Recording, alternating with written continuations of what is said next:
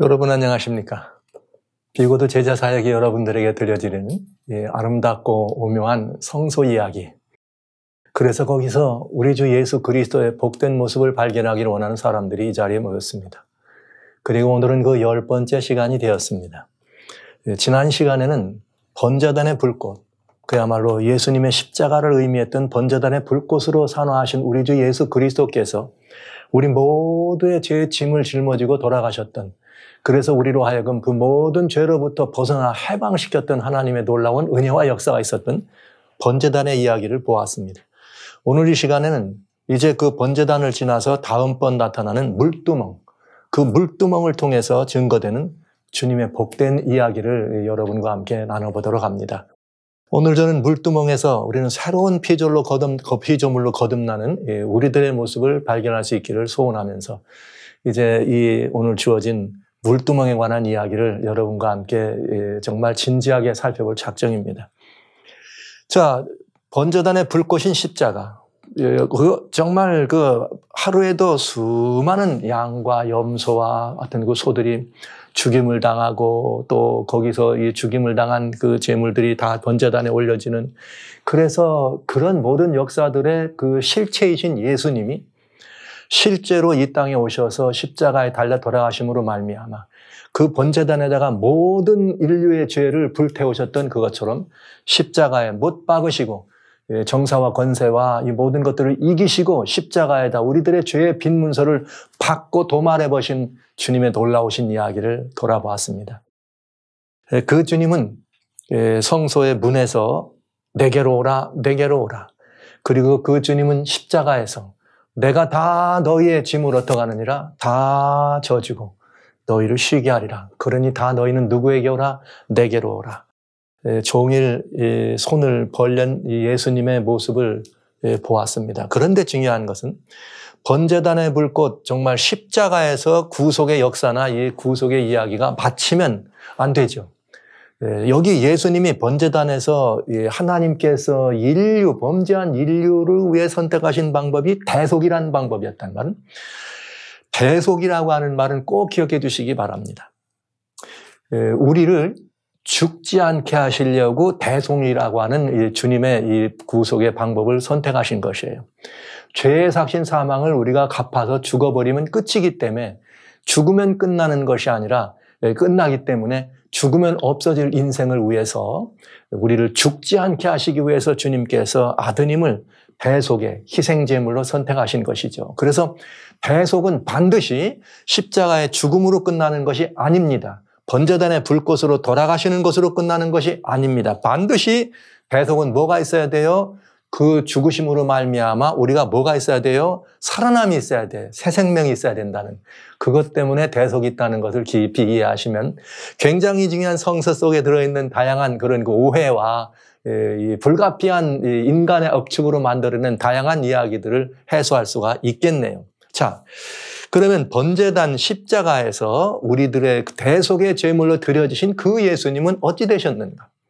주님은 이 땅에 계실 때 제자들에게 마태복음 16장에 베드로에게 세상의 사람들이 나를 누구라고 하디? 예레미야라고 해요. 뭐 선지자라 그래요. 엘리야라 그래요. 그랬더니 예수님이 너는 날더러 뭐라 할 건데? 그랬더니 베드로가 주는 살아계신 하나님의 아들이요 그리스도라, 이렇게 고백을 합니다. 그랬더니 우리 주님이 마태복음 16장에 너는 베드로라, 내가 이 반석 위에 내 교회를 세우리라. 이제 구약적 의미의 성소가 신약적 의미의 교회로 세워지는, 예수님의 보혈의 공로 위에 교회로 세워지는 사실을 얘기하시면서 그 예수님께서 뭘 말씀하셨는가? 비로소 마태복음 16장 21절에 이때로부터 예수께서 자기가 예루살렘에 올라가 장로들과 대제사장들과 서기관들에게 많은 고난을 받고 죽임을 당하고 제3일에 살아나야 할 것을 제자들에게 피로소 가르치시더라, 이렇게 돼 있네요. 그러니까 예수님은 살아계실 때 내가 대속의 제물로 왔다, 모든 사람들을 위하여 대속의 제물로 드려지려고 왔다라고만 말씀하신 것이 아니라 내가 그렇게 죽게 되면 죽은 지 사흘 만에 다시 뭐 하겠다? 부활할 거다, 이렇게 말씀하신 것이에요. 그러나 이것은 제자들은 그 말을 들었지만 믿지 않았죠. 제자들은 믿지 않았다기보다는 그 말을 영접하기가 싫었겠죠. 제자들은 그게 정말 과연 그럴까 믿어지지 않았죠. 다시 일어나다니 말이 되지 않는 이야기죠. 그런데 예수님이 실제로 그렇게 돌아가시고 부활하십니다. 그래서 엠마오로 가는 제자들에게 나타났을 때 근심할 때 너 왜 근심하니? 그랬더니 예수님이 이렇게 돌아가신 얘기를 합니다. 그러면서 우리는 이 예수가 이스라엘을 구원할 자라, 로마의 압제로부터 해방시켜 줄 자라만 생각한 것이죠. 예수님께서 이 제자들을 다시 데리고 다시 제자들이 있는 곳으로 가서 거기서 성경을 열어서 가르치십니다. 누가복음 24장 46절 47절에 이 믿음이 없고 더디 믿는 녀석들아 이래야 되지 않겠느냐 그러면서 뭐라고 말씀하셨는가?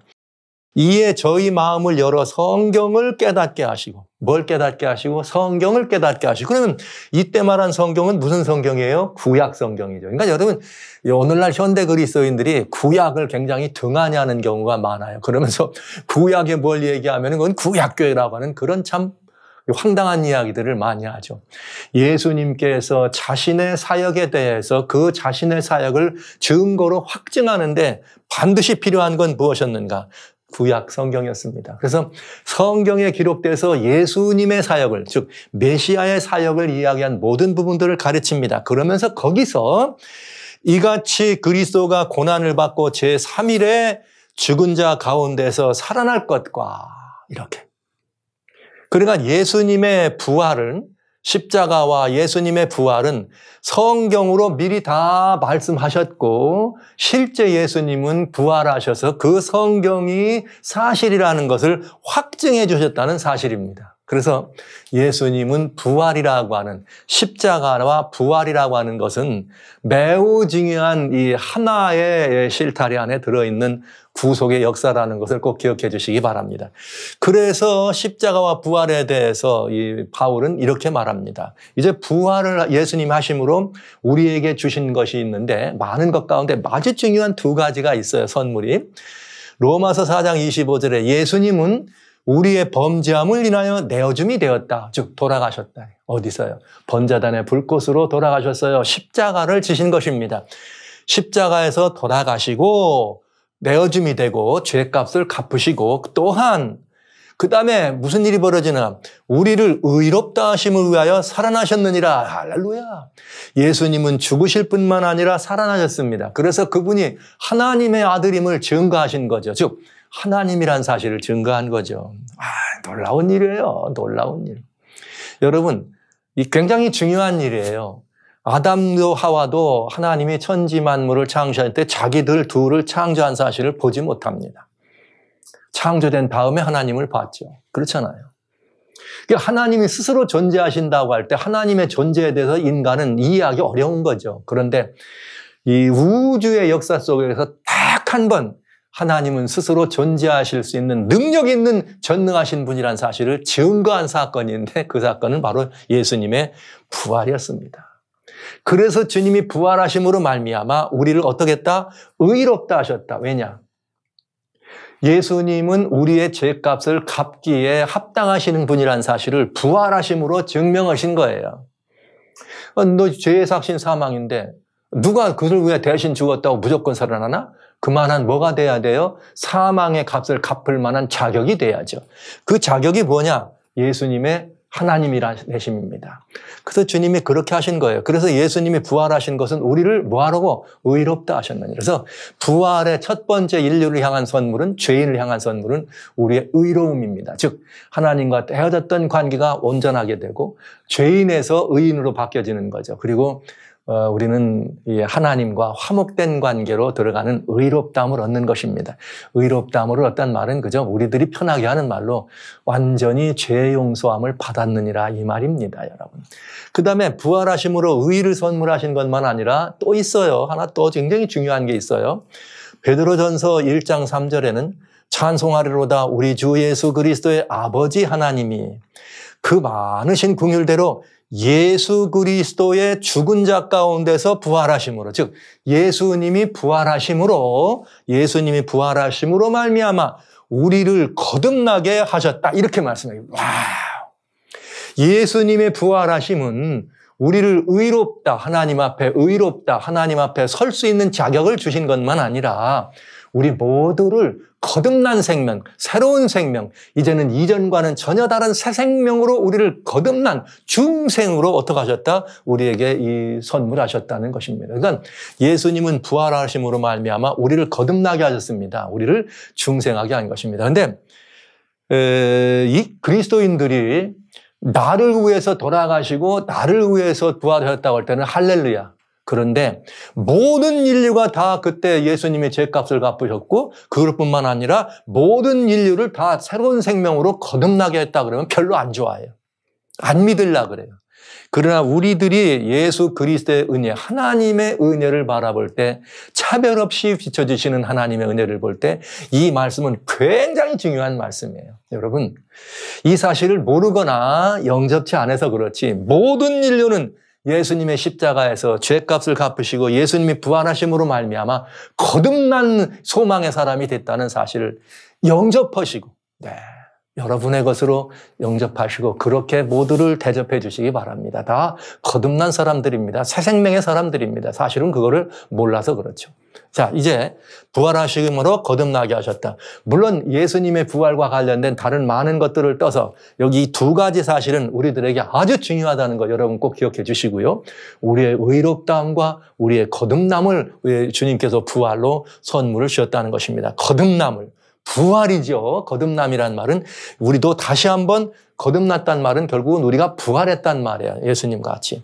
그러니까 자, 이제 우리는 이 양을 가지고 문을 통해서 예수님 되시는 의미하는 문을 통해서 예수님 되시는 어린 양, 십자가의 희생양인 어린 양을 데리고 예수님이 되시는 문을 통해서 예수님을 통해 가서 예수님의 십자가를 의미하는 번제단에서 우리의 모든 죄사함을 겪고 난 다음에는 우리는 어디를 필연적으로 만나게 되는가?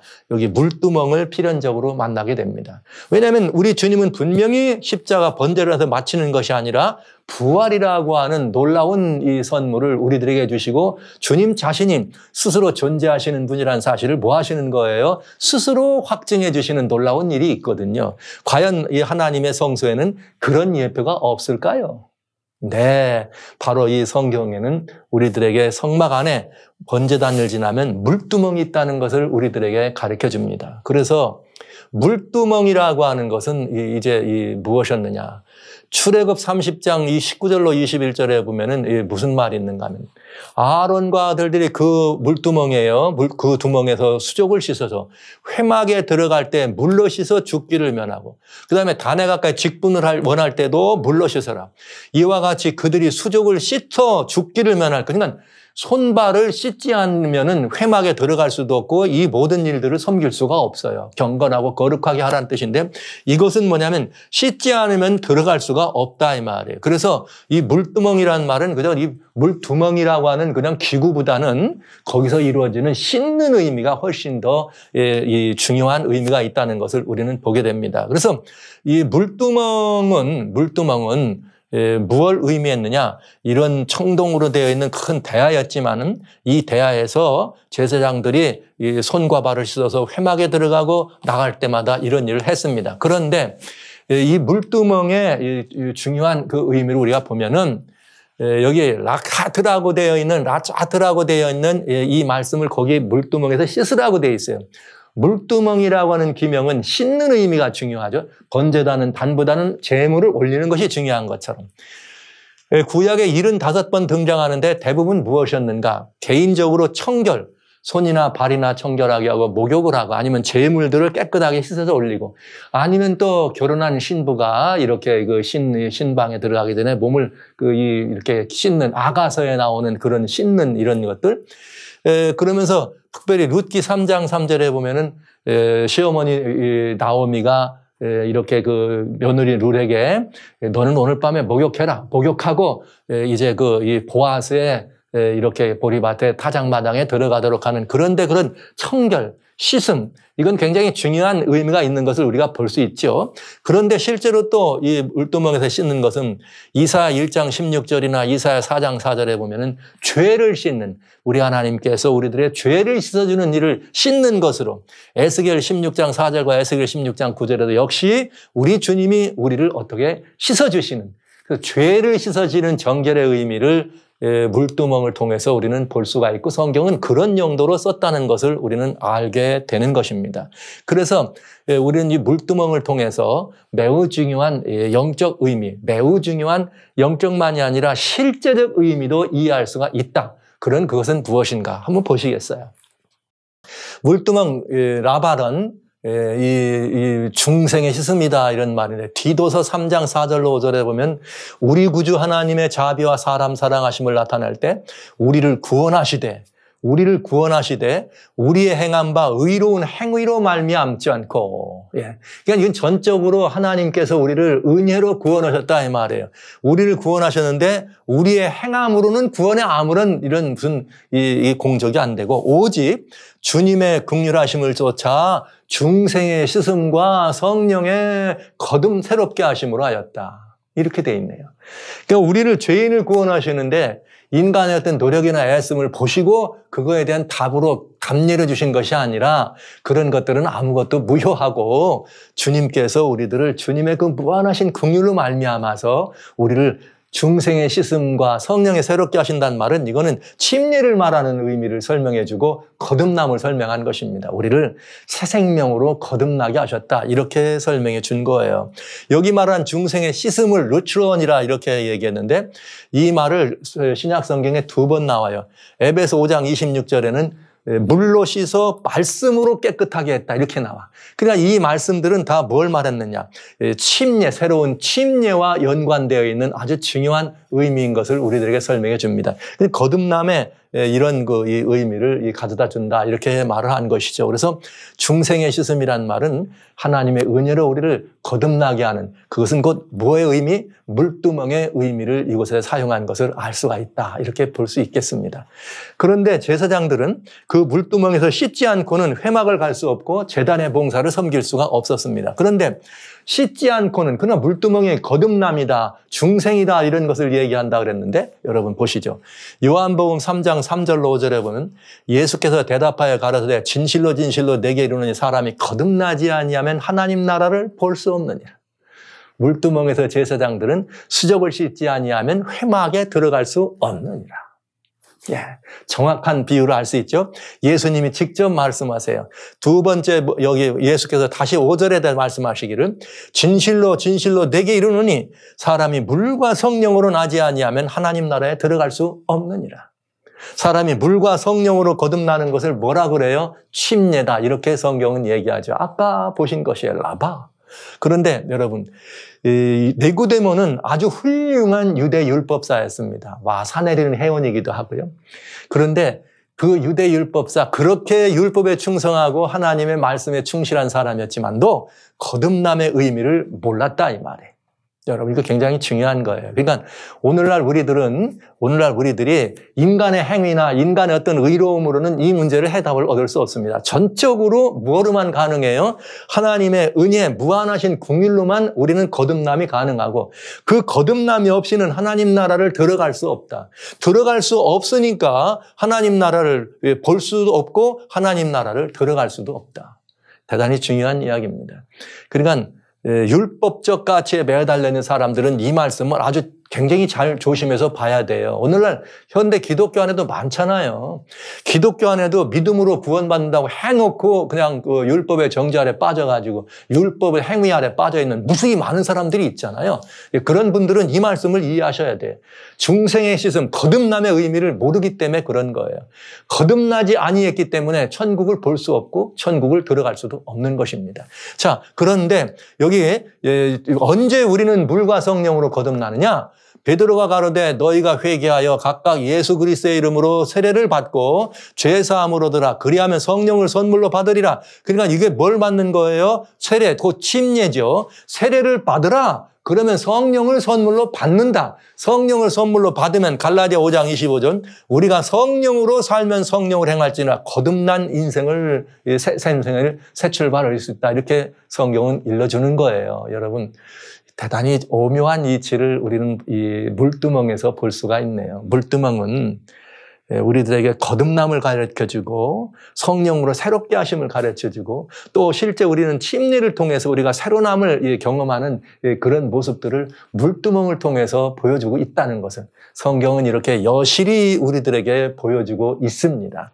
제가 여기 이제 세례 성경에 보면은 우리말 성경에 세례란 말로 이렇게 번역이 돼 있어서 세례, 뭐 읽을 때는 세례. 그러나 의미는 이 영어 성경에도 baptize라고 되어 있고 또 실제 밥티조란 말은 물속에 잠긴다는 의미가 있어요. 그래서 실제로 이렇게 세계의 많은 나라들에서는 성경을 번역할 때 이 베프티즘이라고 하는 말을 침례로 번역하는 성경이 많이 있습니다. 그래서 그리고 실제 세례보다는 모양이 물에 잠긴다는 밥티저라는 의미가 있기 때문에 침례라는 의미가 있어서 그저 제가 보통 때는 침례라고도 하고 성경에 이렇게 한글로 세례로 되어 있을 때는 세례. 내용, 의미는 같습니다. 형식의 차이는 있을지 모르지만 같은 의미라고 여러분 이해하시면 되겠어요. 세례라고 말하든 어떤 분이 침례라고 말하든 그 말로 인해서 시험이 되지 않기를 바랍니다. 자, 그런데 이 십자가와 물두멍에 관해서 즉 번제단과 물두멍에 관해서 사도 바울은 우리들에게 아주 중요한 가르침을 가르쳐줘요. 거기 거듭남 혹은 침례와 연관된 이 모든 일들에 대한 답을 일러주죠. 이렇게 말하죠.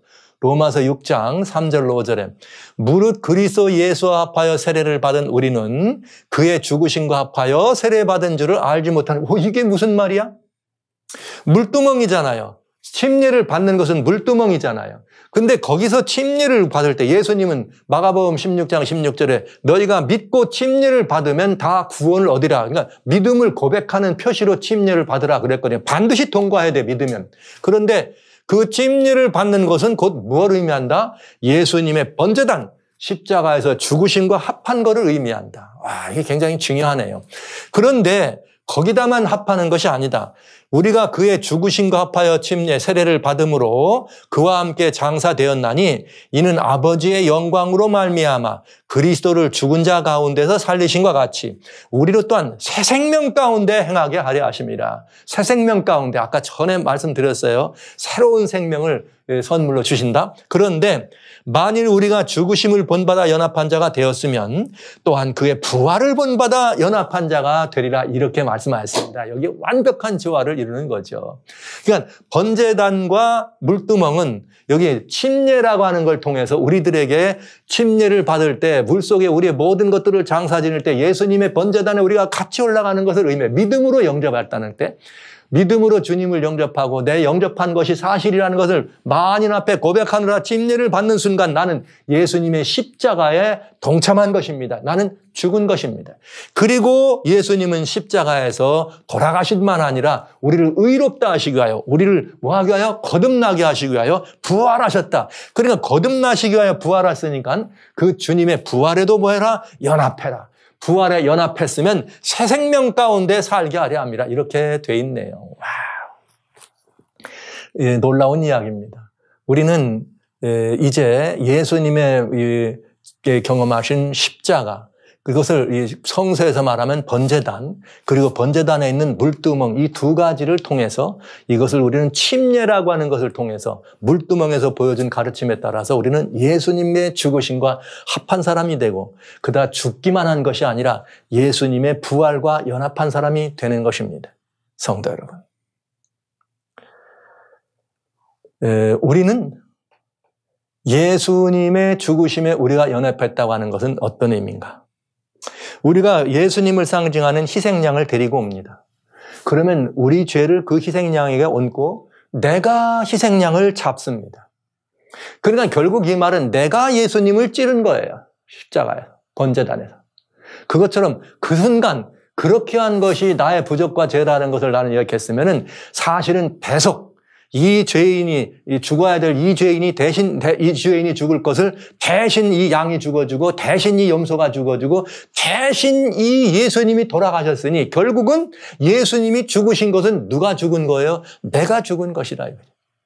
그러니까 우리가 진짜 예수님을 믿는다면 나는 이미 예수님과 같이 죽은 사람이라야 돼요. 그리고 예수님의 부활하신과 합동되어 나는 뭐한 사람? 다시 태어난 부활한 사람이 되는 것입니다.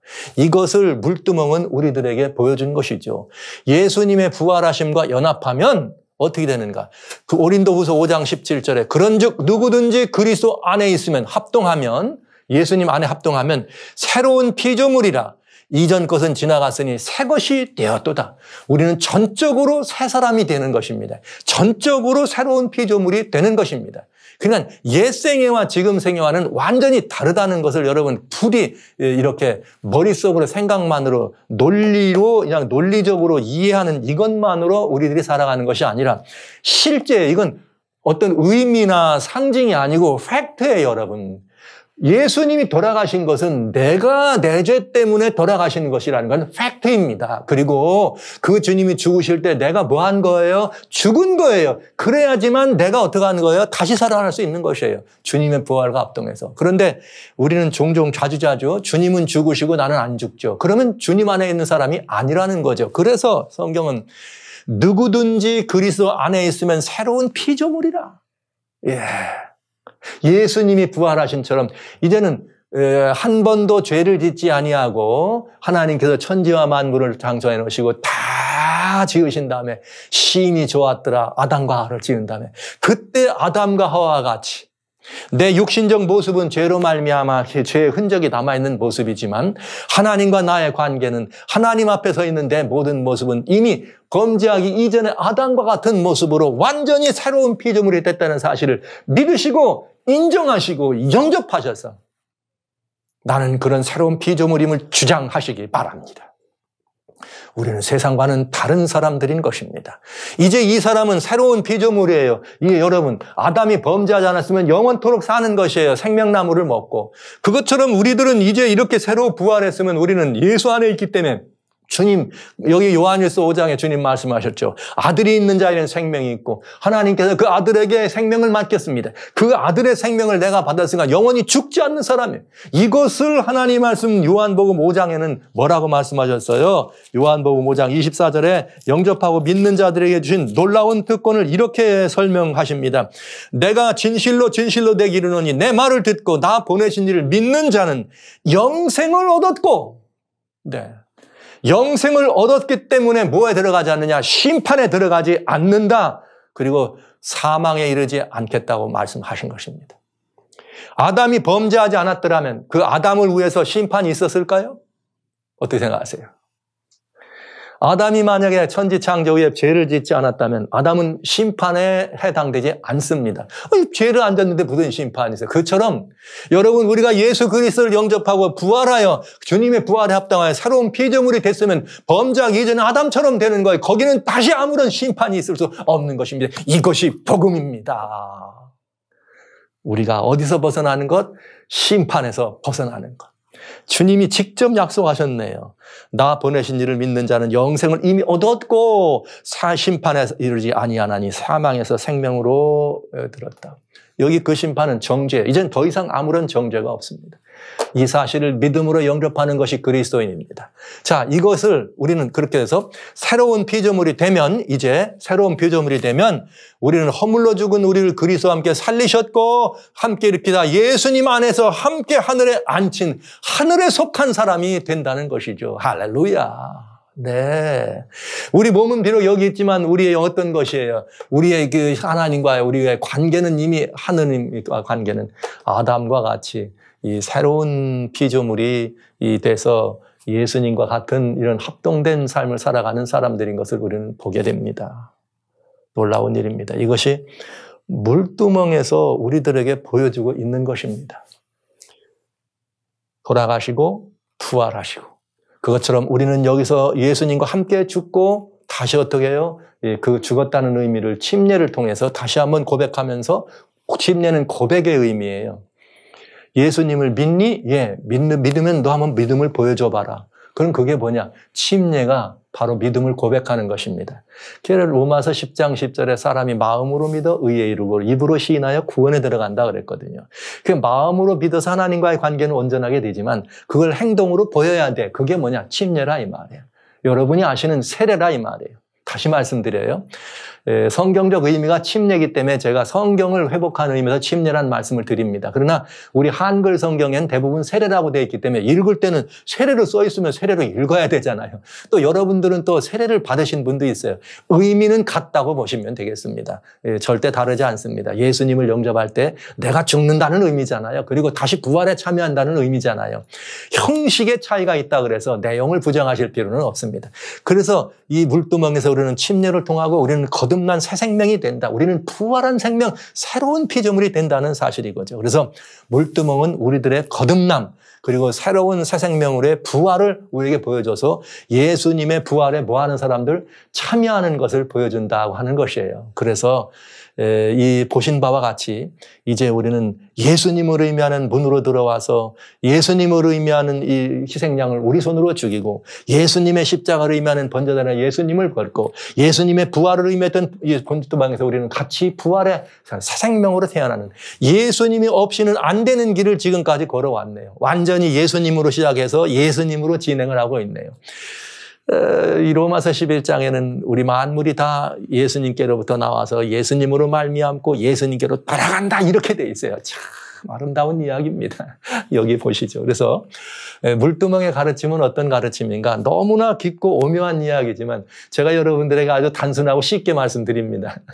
여러분 너무 쉬워서 혹 이것이 너무 쉬워가지고 별거 아닌 것처럼 느낄지 모르겠어요. 그러나 제가 이렇게 신이 나는 이유는 쉬워서 신이 나요. 왜요? 쉽게 말씀드려야 알아듣기 쉽고 여러분이 편하실 거 아니에요? 그리고 이 구원의 이치는 매우 단순하고 쉽습니다. 어린아이도 알아들을 수 있도록 쉽고 단순합니다. 물두멍은 중생의 씻음을 경험하게 됩니다. 그래서 중생의 씻음을 경험하고 성령을 선물로 받게 됩니다. 그래서 이게 무슨 뜻이에요? 거듭난다는 뜻이에요. 그래서 거기서 물두멍에서 예수님의 죽으심과 연합하고 거기서 예수님의 부활하신가 연합합니다. 여러분과 저는 이제 부활한 사람들입니다. 범죄하기 이전에 아담과 같은 사람들이 된 것입니다. 심판도 없고 사망도 없는 것, 영원한 생명만 있는 것. 그래서 주님은 나를 믿는 자는 죽어도 살고 무릇 살아서 나를 믿는 자는 영원히 죽지 않는다. 할렐루야. 여러분, 이 영원히 죽지 않는다. 여러분 이게 굉장히 중요한 거예요. 여러분이 영생을 얻었는지 안 얻었는지는 뭘 보면 알 수 있느냐. 여러분이 진짜 예수님을 믿는지 안 믿는지는 뭘로 보면 알 수 있느냐. 이 영생을 소유했느냐 안 했냐를 보면 알 수 있거든요. 그러면 이 영생을 소유했는지 안 했는지를 알 수 있는 비결은 무엇이냐. 그 비결은 죽음에 대한 여러분들의 태도에 달려 있습니다. 여러분이 죽음을 보고 두려워서 도망간다면 여러분 영생의 사람이 아니에요. 죽음이 무서워서 피한다면 영생의 사람이 아니에요. 왜요? 성경은 우리들에게 예수님의 부활과 합동해서 뭐하라? 새 생명으로 영원한 생명을 가진 사람이라고 약속해 주셨걸랑요. 그러니 살아신 성도 여러분, 죽음에 대해서 여러분 이 세상에 산적한 많은 종교가 죽음을 피하기를 원하고 죽음에 대한 답을 원해서 신앙이 있고 종교가 있거든요. 그러나 대답이 없는 종교에 매달리는 많은 사람을 보는 것입니다. 기독교, 오직 예수님의 종교는 그리스도이신 예수 안에서 우리가 영원한 생명을 지금도 얻고 지금도 누릴 수 있다는 사실로 인해서 행복한 것이 기독교 아닙니까? 여러분 참 잘하신 거예요. 여러분이 그 예수님, 영생의 주인 되시는 예수님의 제자로 사신다는 건 놀라운 특권입니다, 여러분. 그냥 지금 이 얘기 제가 얘기할 때 앉아서 들으시면 안 돼요. 펄떡펄떡 뛰어야 돼요. 할렐루야 말이야. 목사님 그 말이 맞습니다. 박수치고 난리가 나야 된다고요. 여러분이 영생을 얻은 사람의 사실을 머릿속으로 생각으로만 아니면 뭐 이렇게 뭘 기억 이게 아니고 논리고 법적인 것만이 아니라 팩트야. 팩트. 예수님이 부활하신 걸 믿으신다면 여러분이 그 부활에 합동해서 부활했다는 사실을 믿어야 돼요. 그리고 영생의 사람으로 살아야 된다 이 말이에요. 정말 이 영생이라고 하는 것이 죽음과 이 모든 사망 권세를 대하는 여러분의 태도에 따라서 영생의 사람인지 아닌지가 결정된다는 것을 여러분 기억해 주시기 바랍니다. 한 실례로 이런 실례를 들을 수 있죠. 우리 마더 테레사라고 하는 그 인도의 유명한 그 사랑에 쓰던 그 수녀가 있었죠. 사람들이 이 마더 테레사가 돌아가신 다음에는 뭐 이런 말을 해. 마더 테레사는 하나님을 믿지 않아. 그거 다 거짓말쟁이들이에요. 거짓말쟁이들. 그 말 좋아하는 사람들이 만들어내는 얘기. 이 테레사 수녀가 말이죠. 어느 날 그 인도의 그 마을에서 이제 사랑의 수도 수녀원이라고 하는 그 일들을 해나갈 때 한 마을에 들어갑니다. 주님의 생명의 말씀을, 복음을 증거하러 가는데 어떤 일이 있었는가. 이 사람들이 자꾸 그 수녀한테 가가지고 그들이 가지고 있는 원래 그 힌두교든지 아니면 뭐 이런 불교의 신앙을 포기하고 자꾸 가네? 그러니까 사람들이 싫어할 거 아니에요. 그런데 점점점 사람들이 들어가니까 동네 원로들이 이제 모여가지고 무엇을 의논했느냐면 저 테레사를 없애버리자. 그거밖엔 방법이 없다. 그래가지고 사람들이 결정을 하는 거죠. 그럼 누가 가서 저 사람을 죽일 거냐? 어차피 그런 짓을 잘하는 사람들이니까. 여러분 많이 아시잖아요. 인도 뭐 또 저쪽 중동에는 그냥 수시로 자살 폭탄도 하고 폭탄 테러도 하고 인명을 파리처럼 여기는 그건 종교도 아니죠. 그런 하나님 계시지도 않아요. 그런 신앙을 하는 사람들이었으니까 테레사를 죽이기로 결정하고 그 동네에서 제일 그야말로 쌈박질을 잘하는 이 청년을 불러다가 역시 자네밖에 없잖아. 그러면서 돈다발을 딱 주면서 자네가 가서 어떻게 좀 테레사 좀 어떻게 해봐. 그랬더니 이 청년이 뭐라 그래요? 그럼 그러죠. 뭐 그 정도는 아무것도 아니에요. 뭐 한줌감인데. 그래가지고 이 테레사를 죽일 거라 그리고 이렇게 신문지에다가 칼을 쭉 들들들 말아가지고 당당하게 이 사람들이 모여있는 그 회관에 들어갑니다. 들어가 보니까 막 환자들이 버글버글 득실득실해. 그래서 또 들어가다 보니까 자기네 마을 추장도 거기 있어. 그 추장도 있는데 벌써 추장은 이 청년이 들어오는 걸 보고 알고 있었죠. 왜? 신문지다 뚫뚫 마른 이렇게 긴 게 칼이라는 것도 알고 있었죠. 그래서 추장을 뜩 보니까 추장이 그 청년을 보고 그런 거야. 아무 말 없이 이 얼굴을 들어서 너 하지 말아라. 이렇게 얘기한 거예요. 그랬더니 이 청년이 픽 하고 추장을 보고 비웃은 다음에 다시 테레사 수녀를 향해서 쪼박쪼박 걸어갑니다. 그 테레사 수녀를 가가지고 테레사 수녀를 이제 칼로 빼서 찔러야 되지 않겠어요? 그냥 볼 것 없이 찔르면 그만이니까. 그랬는데 갑자기 이 테레사 수녀가 이렇게 그 청년이 걸어서 또부적 들어오는데 수녀가 뭘 하나 이렇게 하고 봤더니 그냥 그 환자들을 끌어안고 그냥 온몸에 피가 그냥 막 퍼져 있는 그 수녀복 가운이 피가 묻은 채로 환자들을 끌어안고 있는 모습을 보았어요. 그러거나 말거나 이 수녀를 이제 그냥 돌아가서 찌르고 나가면 그만이지 하고 이제 그냥 가고 있는데 갑자기 이 테레사 수녀가 눈을 턱 들더니 이 사람과 눈이 마주칩니다. 그러면서 이 수녀가 이렇게 말하는 거죠. 이봐 젊은이 뭘 그렇게 한가하게 그렇게 돌아다니고 있어? 눈에 안 보여? 이렇게 소리치는 거예요. 그러니까 이 젊은이가 이게 무슨 저런 여자가 다 있어? 그랬더니 이거 안 보이냐고. 이 환자 좀 들여다가 저쪽 침상에 갖다 놓으라고. 그러니까 이 청년이 그런 거죠. 훅 가지고 뭐 그거 하나 갖다 놓고 와서 죽이는 거야? 아무것도 아니죠. 오케이. 그래 그 피가 난자한 그 사람을 가지고 이 침상에 갖다 눕히고 다시 옵니다. 다시 와서 테레사 수녀를 가지고 올라가는데 이게 웬일인가. 봤더니 어떤 환자의 종처가 골마가지고 그냥 고름이 박혀 있는데 이 테레사 수녀가 거기다 대고 종처다 대고 입을 대고 쭉 하고 빠네요. 빠른 다음에 택 받았는데 어디로 갔냐. 바로 청년의 발등머리 앞에 떨어진 거예요. 그러니까 청년이 아니 이게 웬일이지? 그러면서 다시 수녀가 뭘 보는 거야. 뭘 눈 말똥말똥 뜨고 있어. 여기 안 붙들어? 그래갖고 이 청년이 테레사 수녀를 죽이러 왔던 사람은 그 환자를 붙들고 이제 그 좋은 게 있는 고름 빨아내는 수녀를 바라본 거예요. 여러분 그 수녀는 지금 자기를 죽이러 온 사람인 걸 몰랐을까요? 여러분 어떻게 생각하세요? 그는 지금 신문지에 툴툴 말고 들어온 것을 두드리는 그런 동네에 껄렁한 그런 그 무례한이 있다는 걸 몰랐을까요? 한두 번 경험한 거 아니겠지요.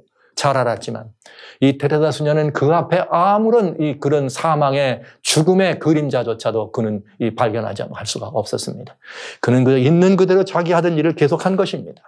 그래서 이 청년이 들어갔는데 나오기를 기다리고 있는데 밖에서는 언제나 나오나 요제나 나오나인데 이게 이 시간이 지나도 안 나오네. 그래서 마을 원로들이 모여가지고 웬일인가 하고 초조하게 기다리고 있는데 나중에 드디어 나옵니다. 이 청년이 보니까 그냥 온몸에 피가 가득 이렇게 묻은 그런 모습으로 신문지를 똘똘 마른 데서 피가 묻은 데로 옵니다. 잘했어. 모두 다 잘했어. 너 정말 너밖에 없어. 너 훌륭한 일 한 거야. 그랬는데 갑자기 이 청년이 오더니 이렇게 말하는 거죠. 그 신문지 칼을 집어던지고 그들에게 받은 돈을 꺼내가지고 던지면서 나는 저 안으로 들어가야 됩니다. 그리고 그 청년이 다시 그 수도원에 들어갑니다. 여러분, 제가 이 말씀을 드리는 이유는 어떤 한 수녀님의 그런 모든 것들을 여러분들에게 소개하려고 하는 게 아니에요. 죽음을 바라본 우리의 태도가 어떠냐 이거죠. 그녀는 그 앞에 자기를 죽이려 들어오는 사람 앞에서도 전혀 죽음에 대한 공포나 두려움이 없었습니다. 왜냐고요? 영생을 얻은 사람이니까요. 오늘 이 땅에 많은 사람들이 도망합니다. 왜 도망하는가? 아프면 무서워합니다. 왜 아프면? 못 고치면 죽으니까. 예전 많은 사람들이 배고픈 걸 두려워합니다. 배고파서 못 먹으면 죽으니까. 헐벗음을 두려워합니다. 안 입으면 얼어서 죽으니까. 진짜 사람이 두려워하는 것은 질병이나 배고픔이나 헐벗음이 아니에요. 사망이죠. 그러나 그리스도인은 예수 그리스도의 죽으심과 합하여 자기 자신을 죽였기 때문에 이제 더 이상 그는 이 세상에 처하여 살지만 세상의 사람이 아니라 하늘에 앉혀져 있는 하늘 사람인 것이죠. 그는 주님의 부활에 합동된 부활의 사람입니다.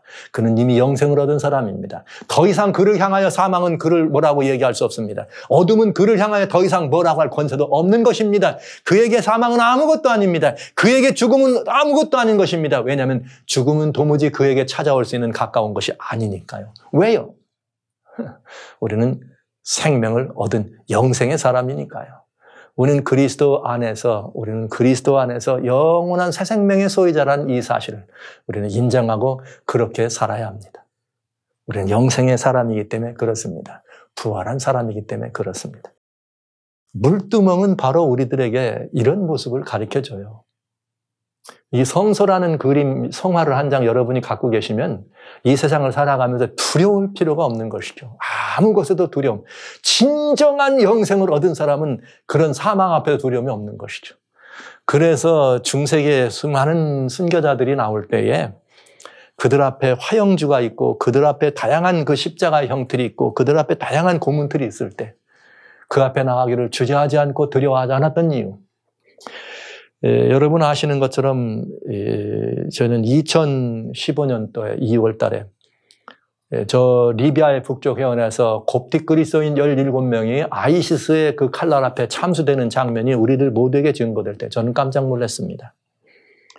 그들 가운데 어느 누구도 살려달라고 빌든지 아니면 죽음이 무서워서 울고 도망가기를 원하든지 그런 사람이 아무도 없었어요. 그냥 아이시스가 그들의 목에 칼을 대는데 다 보면서 조용한 마음으로 기도하는 마음으로 모두가 다 이렇게 참수당하는 걸 보았습니다. 이것입니다. 영생입니다. 생명입니다. 여러분 것입니다.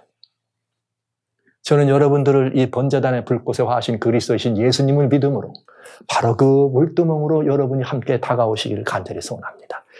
그래서 우리는 이 물두멍에서 부활의 사람으로 거듭 태어나서 그래서 예수님과 합쳐서 그래서 우리는 예수님의 부활하심과 연합한 사람이 되는 것입니다. 그리고 성령의 사람, 새로운 피조물이 되는 것입니다.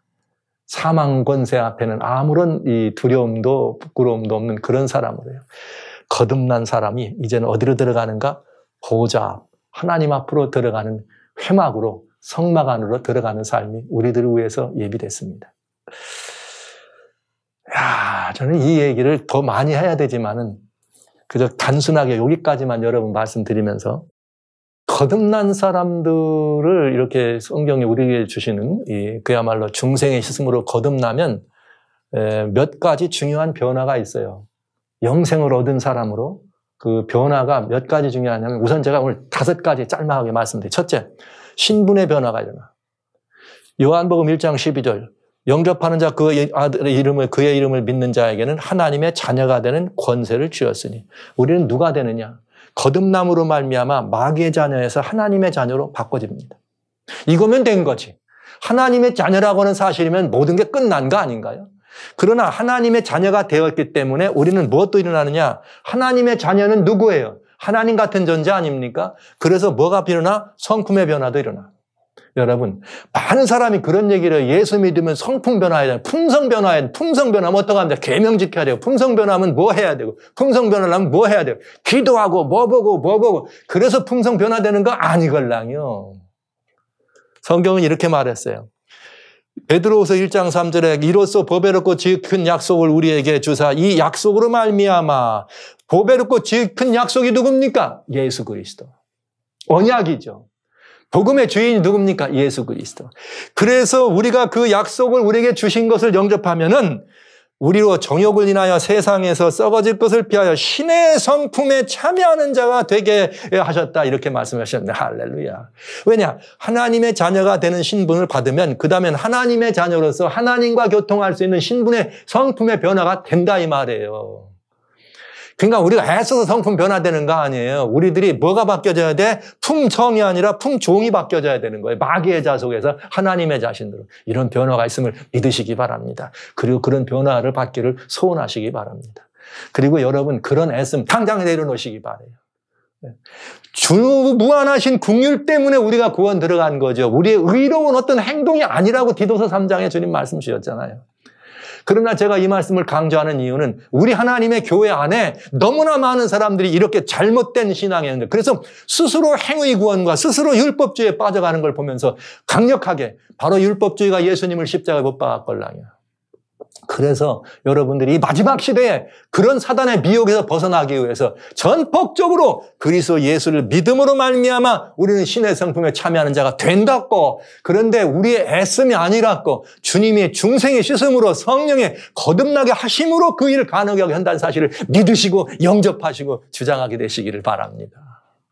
뭐 그런 얘기를 또 우리에게 해 나가야 되겠지만 필요해서. 그 다음에 하나님의 아들이 됐으니까 유업이 바뀌어져. 누리는 게 무슨 유업이냐. 갈라디아 3장 29절. 너희가 그리스도께 속한 자면 곧 아브라함의 자손이요 약속대로 아브라함의 유업 즉 믿음의 조상인 아브라함. 그래서 천국의 유업을 누리는 사람이에요. 이 말은 무슨 말이냐면 이제 하나님의 아들이 됐으면 하늘 것으로 먹고 살라 이거예요. 세상 것으로 먹고 살지 말고. 그런 변화나 마찬가지죠. 세상 것으로 먹고 살지 말고. 이 거름무더기에 있는 이 구더기가 매미가 되려면은 5년에서 7년을 구더기로 살아야 된다네. 구더기는 뭘 먹습니까? 거름 속에서 말이죠. 아니면 그 더러운 그 오물 속에서 살잖아요. 그러나 이게 그 옷을 벗어버리고 매미가 되면 완전히 거듭난 거지. 매미가 되니까 매미는 그저 이슬만 먹고 전혀 먹고 사는 게 달라. 살아가는 방법이 다르고요. 거듭나는 거는 종이 변화되는 거예요. 종이.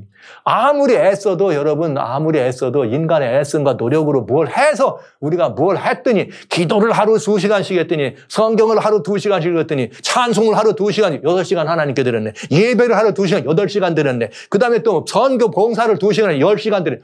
그냥 하루 종일 24시간 중에 그렇게 드리면 여러분 변화가 됩니까? 아닙니다, 여러분. 중생의 씻음과 우리의 성령으로 거듭나게 하심만이 우리를 바꾼다는 사실을, 그리고 우리는 이미 하나님의 성품에 참여하는 사람이 되도록 돼 있다는 사실을 믿음으로 영접하고 그렇게 살아야 되는 거예요. 그것이 천국의 유업을 누리는 사람들인 것입니다. 거듭난 사람들이죠. 그 다음에 삶의 방향이 변화가 됩니다. 여기 고린도후서 5장 14절로 15절에 그리스도의 사랑이 우리를 강건하시는도다. 우리가 생각건대 한 사람이 모든 사람을 대신하여 죽었은즉 모든 사람이 죽은 것. 여기 나오나요? 모두가 죽었다. 베드로가 뭐라 그랬어요? 우리 모두를 다 거듭나게 했다. 주님이. 그거 사실 믿어야 안 됩니까? 여러분만 거듭나게 한 게 아니에요. 다 거듭날 자격을 주셨어요. 그거 믿으셔야 되는 거예요. 그러니까 다른 사람 신앙생활하는 건 좀 저렇게 믿어갖고 되겠나고 정죄하는 거 여러분 당장 오늘부터 하지 마시기 바랍니다. 교회 안에도 그런 분들 많잖아요. 그래 믿어 구원 받니? 이래가면서. 그래 믿어 구원 받. 어떡하란 말이에요. 다 거듭났어요. 믿기만 하면 여러분 믿으셔야 돼요. 그런데 중요한 것. 저가 모든 사람을 대신하여 죽으심은 산 자들로 하여금 다시는 저희 자신을 위하여 살지 않고 오직 저희를 대신하여 죽었다가 다시 사신 자 예수님을 위하여 살게 하려 합니다. 할렐루야. 그리스도인이란 누구냐? 삶의 방향을 누구에게로? 예수님께로. 네, 예수님처럼이 아니에요. 예수님을 위하여 살게 되는 인생의 방향, 인생의 삶의 목적, 삶의 의미가 달라지게 되는 것이죠. 그런 사람들에게 이렇게 5번째 변화는 뭐냐? 이 모든 새로운 열매를 맺습니다. 왜? 성령으로 살게 하고 성령으로 거듭나게 했기 때문에 그 사람들은 뭘 맺느냐? 뭐 아름다운 성령의 열매를 맺을 수밖에 없죠. 여기 이 주님 말씀하신 것처럼 성령의 열매는 오직 사랑과 희락과 오래 참음과 자비와 양성과 온유와 절제와 결제 충성이라고 하는 여기 이 금지할 법이 없는 이런 열매를 맺습니다. 그래서 5번째는 뭐가 일어나는가? 그 삶의 열매가 변화되는 것입니다. 저는 여러분 모두를 이 아름다운 자리에 초청하려고 하는 것이죠. 그래서 이 물두멍에서는 우리들의 굉장히 중요한 이런 사실들을 보여주고요. 기독교에 산적한 모든 문제들은 아닙니다. 이 세상에 산적한 문제는 구원에 대한 문제예요. 어떻게 하면 구원을 받을까? 그러나 기독교 안에 있는 산적한 문제는 거듭남의 문제입니다. 저 사람이 거듭난 사람인가? 진짜 다시 태어난 사람인가가 중요해요. 그렇지 않은 그리스도인들, 그렇지 않은 교인들이 너무나 많거든. 그런데 말은 누구라 그래요? 그리스도인이라 그러지. 여러분이 열매를 보시면 알아요.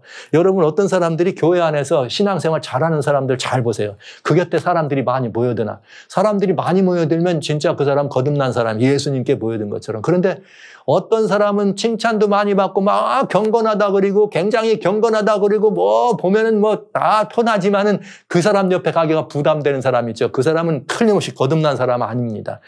하나님께서는 천국의 유업을 누린 사람들에게 그렇게 보여진 것을 우리는 알 수 있죠. 그래서 이 물두멍에 관한 얘기를 여러분과 하면서 새로운 신앙의 이야기를 오늘 좀 강조해서 말씀을 드렸습니다. 번제단의 불꽃으로 하신 예수님을 따라서 우리의 모든 게 죽고 그 다음에 번제단에서 중생의 시름, 성령의 거듭나게 하심을 따라서 거듭난 하나님의 사람으로 사는 것은 얼마나 놀라운 특권인가. 그들은 이제 어디에 사는 사람이냐? 이 안에 들어갈 사람, 주 예수 안에서 하늘에 속한 사람으로 살아가지 않겠습니까? 자, 그럼 이제 우리 거듭나서 하늘에 속한 사람들이 살아가는 이 삶이 어떤 삶인가 하는 것들을 한번 살펴보도록 하시겠습니다.